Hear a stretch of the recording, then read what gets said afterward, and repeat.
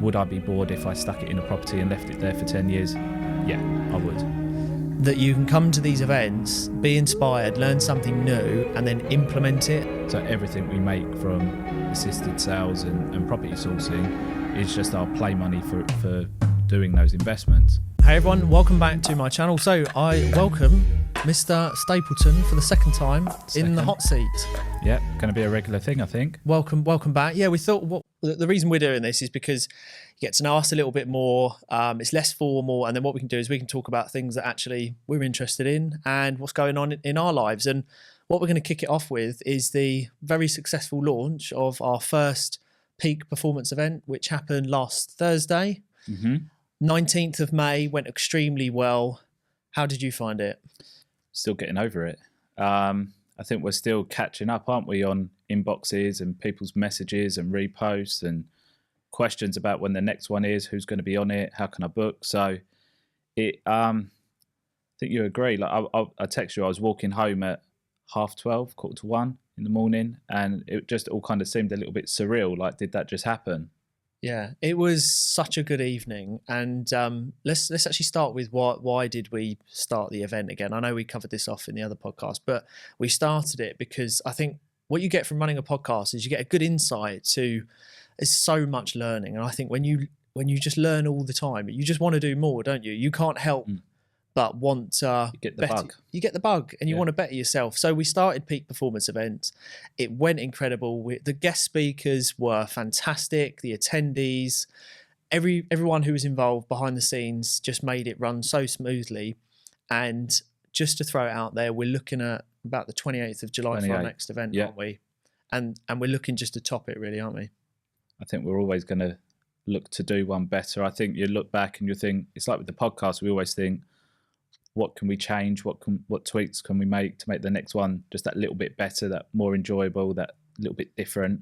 Yeah. Just keep everyone guessing, I think. Yeah. And I think one thing that I learned when we kicked off this first event is there's a lot of work that goes into it, isn't there? Like, I mean, you know, behind the scenes, it was a big eye opener to actually really making this work, and it did work, and it was successful.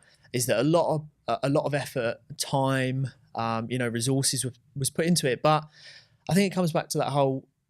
I would turn around and I'd say I didn't mind any of it because I enjoyed the whole process.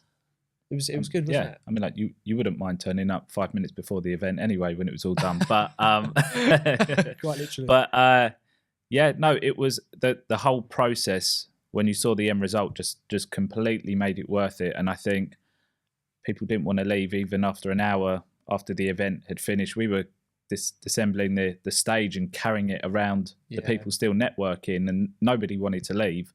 And I just remember waking up in the morning, some of the attendees brought their own videographers, and there were already promotional videos out about the event before we've even had I don't think we have, Tyler. And I don't think we've even got ours yet. But yeah, there were a number of people already promoting the event, how good it was, and just saying they couldn't wait for the next. Yeah, I mean, that's one thing that we're really excited about is what we're going to do is at each event, we're going to run these promotional videos, and that they're going to be great, and it just gives people an insight, people who haven't attended, because I think when you first launch an event, it's a little bit, people are a bit hesitant to perhaps be that guinea pig to go to the first event. And I think after sort of putting our stamp on it and saying this is what we're about, and for anyone who doesn't know about peak performance yet, is that we want it to relate to as many people as possible and not to make it niche. So whether you are in property, whether you're in cars, whatever business you have, you're a haulage company, whatever, that you can come to these events, be inspired, learn something new, and then implement it. And that's the most important thing for us, is that you go away, and Matt Hall said it brilliantly, didn't he? Encouraged everyone to open up your notepads and write this formula down. And the guests just were brilliant. That was the intention plus action equals results. Yeah. Really, really good. Something else me and Paul were going to talk about, it's actually, the idea came off the live that we were on yesterday, is when it comes to property as a cash flow business versus an actual business. And what I mean by actual business is anything, a marketing company, like say logistics company, a fish company, whatever it might be, but a business you scale and then you cash flow. there is no right and wrong answer. There's a very good debate, as we found out last night on the Yeah. live. Clearly, it's a very hot topic. What's your thoughts being in property, but also a business owner? I we had this discussion. So although I've sold buy to lets for the last 5 to 6 years, I still do not believe it fits my life and my business. And that's not to say at some stage I won't take them on. I just know what I can do with that money within a year, whether it's in property or another sector, to make a much better rate of return, but also to make it more enjoyable and more exciting as well.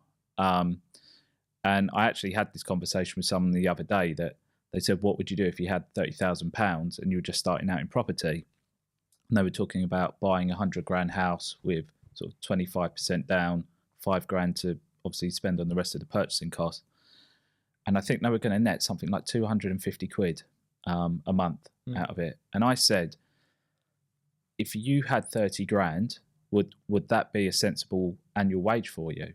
And they said, yeah. And I said, okay, well, if you started property sourcing as a business and you made, even if you made 3 grand fee off of a deal, and you just did one of those and you split that 3 grand over the course of 12 months, you would make the same amount of money just from one deal that you would if you invested that 30 grand into a property. But if you invest that 30 grand into educating yourself for a full year, that's your commitment. So that's your investment. It's almost like an apprenticeship. You're not only going to do one deal a year, you're not only going to do one deal a month, but that one deal, by saying that 30 grand is going to be my wage for the rest of the year, was giving you the same net return that sticking that into one property would do. And you have no scope of that increasing by any more than maybe £50 the following year. So I was challenging them to say, do you think it's possible that you could go out and do 2 or 3 property deals per month? That's less than one a week. If you're doing it 24/7, knowing you've got 30 grand there to cover your wages every month. And I said, of course. And we quickly realized it would be really easy to have an average of 4 or 5 grand a month by just using that 30 grand as a security blanket and turning it into a much more proactive and exciting business than just sticking it in a property and walking away. Yeah. And you also have the downside on sticking in a property that you're going to have void periods at some point and expenses of leaking roofs, changing boilers, stuff like that. So you're not guaranteed that you're going to get 250 net a month for the whole year. So I love property. Do I invest in it? Yes, in a roundabout way. I do a lot of flips, assisted sales, and it makes it enjoyable for me. Would I be bored if I stuck it in a property and left it there for 10 years? Yeah, I would. I totally agree. My take on it is that simply look at this. When you've got some of the bigger names who are more old school in their late 40s, 50s and 60s who were in property for years, have now just moved on to social media, what are they doing? They're all creating educational courses. What is an educational course? It's a business. Why are they doing that? Because it makes more money than their properties. Yeah. Because, you know, you look at some of these old school boys and girls who have got X amount of properties and they're all earning 250. Not a lot of them are owned outright. Heavy mortgages. And, you know, I'm not knocking property, but just look at the obvious. And unfortunately, the people who are wanting to get out their job, have bought into the marketing of property, don't look at the bigger picture that that individual who's been in property their whole life has now realised that social media, clever marketing, and now putting it into an online course, an online product, they're making a killing. When their property earns them 250 net a month, but their online course is earning them 5-6 grand a month, they've realised that. So, you know, it's to me, it's obvious. I enjoy the process of creating things, cash flowing from it, and sitting back and going, I made an income from nothing, rather than, like you say, pumping and dumping into property. And like you said, you know, money management is such a big point. You said about this individual taking 30 grand.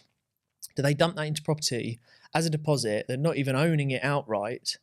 They've lost all that leverage of money. Whereas do you go, actually, there's two things here. Do you build a business with that 30 grand? Or do you spread that 30 grand over, I mean, let's face it, I don't know what their outgoings are, but you could probably make 30 grand last you 18 months of living expenses as an average. Yeah. you've got 18 months now to build a business, create online products, educate, go out and do what you want to do. And your living expenses is covered for 18 months. And so yeah, to me, I sit on the other side of the fence. It is a good debate. There is no right and wrong.